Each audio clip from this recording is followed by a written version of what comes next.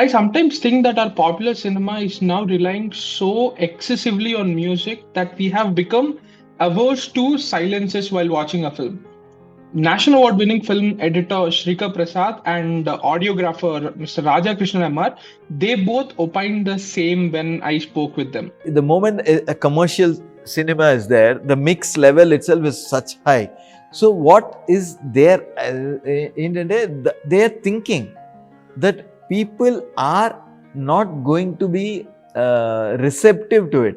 But what the filmmaker doesn't understand is that if the scene does hold, and if an emotional moment holds, and silence also it will hold in, but now we've gotten people used to this. So it's becoming very difficult to get people. So if anybody has a silence, we are very worried.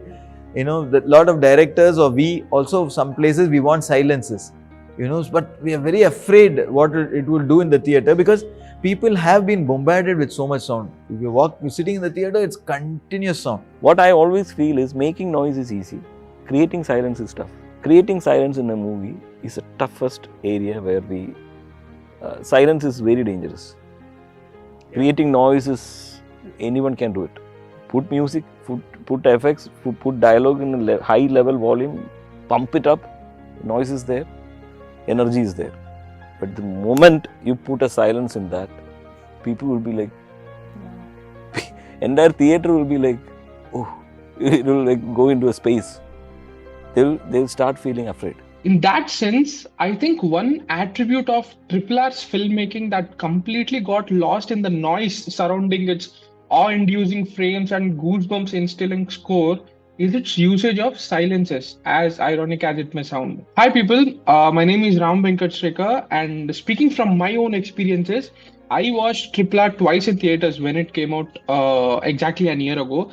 The first show screening was in a multiplex and then an IMAX screening. Both the theaters were packed with crowds who were so energetic that there were barely any a moment of respite from the cheers and the claps, and it's not like the film allowed them to sit quietly either. But recently I watched the film in a theater for the third time, this time on that massive Prasad screen on a weekday afternoon, and thankfully there were barely any patrons, and since there was no noise made by the audience or any other distractions, I could hear the movie the way the sound team intended it to be heard. I could register every minute detail of that soundscape in crystal clear quality. And obviously, I could appreciate the many choices they made from purely a sound perspective much better this time. So I'm going to put forward some observations, and I'm not claiming that I'm the first one to discover them. And I'm pretty sure you have taken note of them as well, but I just wanted to appreciate them.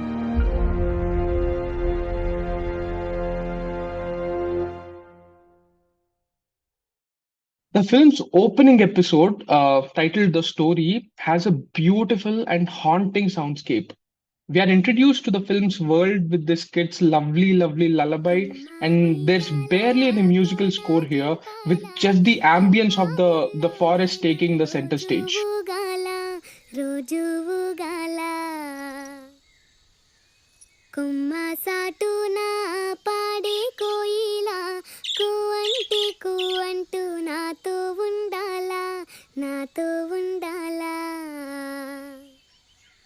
The softness of the sound and the silence only build up towards a bigger danger. When we are shown a fairly grotesque image of animals that were hunted, there is no serious or scary music manipulating us to feel the dread.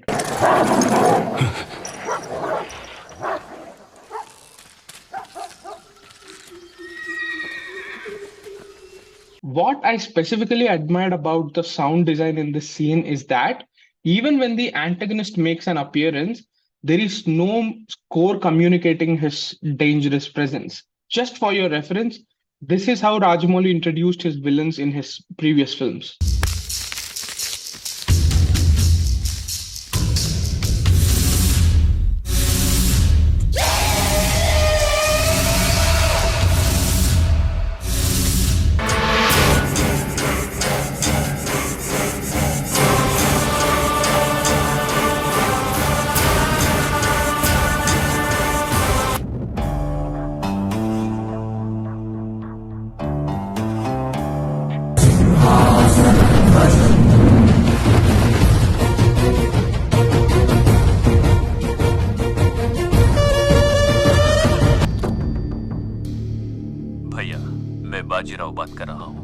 ఆ బద్మాస్ జాఫర్ ఖాన్ నాకు party ticket ఇవ్వనన్నాడు.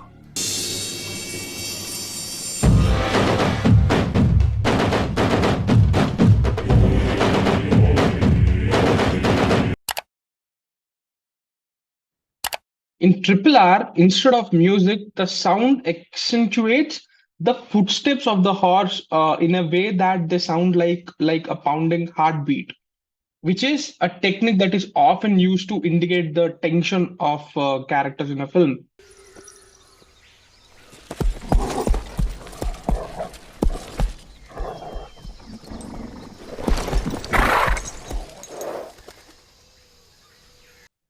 The music only begins when Malli's mother suspects the abduction of a child.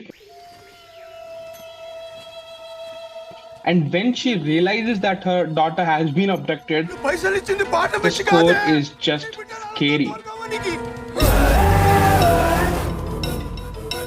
And trust me, the music here works this well. I mean, it creates such an impact because of the silence that preceded it. Another moment I particularly enjoyed purely from a sound perspective is just before the iconic meetup of the two lead characters.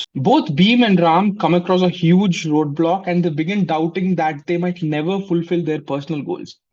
As both of them experience a fall in their self-esteem, the unrest in their mind is superbly captured through the sound of the train passing by the bridge.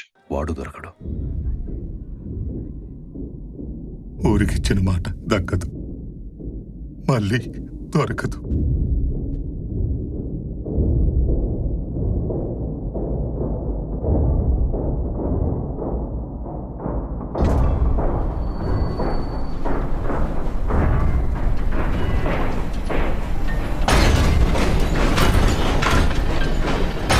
It is not just a great choice purely from a sound perspective, but also from a storytelling perspective, because it's this train that brings these two characters together and then eventually helping each other fulfill their personal goals. What sound does here is not just be inventive or utilize sources of sound within a scene, but also foreshadowing a plot element. The third moment I would like to point out is when Beam goes to meet Jenny at her house.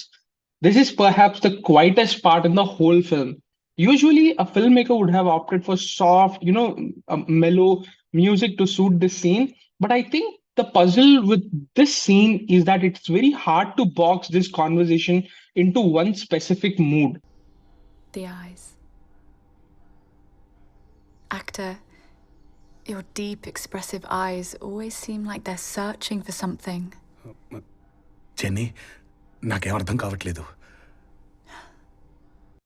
I mean, yes, one can sense romance in Jenny's words, but the scene is not romantic considering Beam is on a mission and is definitely not in the right frame of mind to reciprocate the warmth in Jenny's words.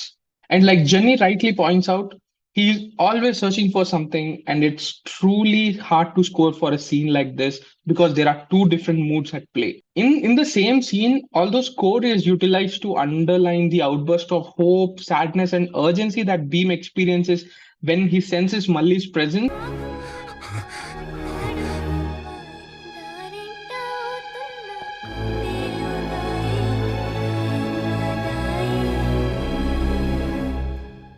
మళ్ళీ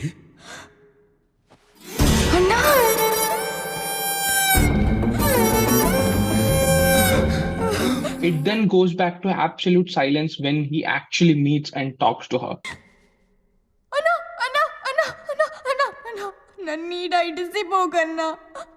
You see, this is just a perfect moment for any filmmaker and music composer to pick up their violin and go full throttle on sad music. This is something Rajamouli and Keeravani have done countless times in their films. They do this in RRR too. Lord.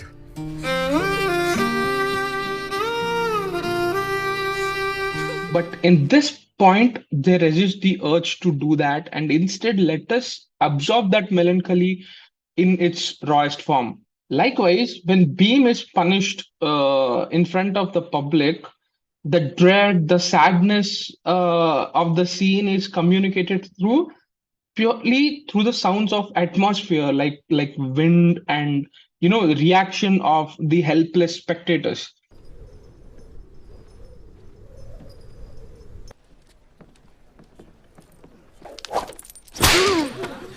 In a way, it also refers to or foreshadows the fact that Beam seeks resilience from the nature surrounding him, which obviously culminates in the superb Komaram Bhimudu sequence.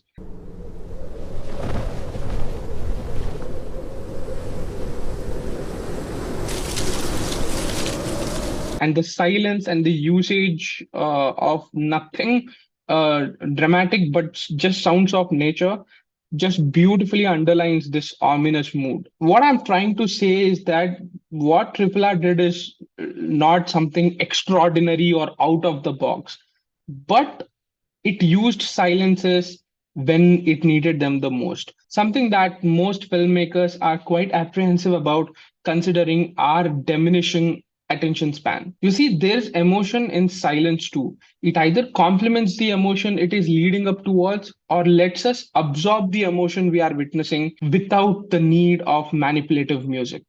I hope you like this video and thank you very much for watching.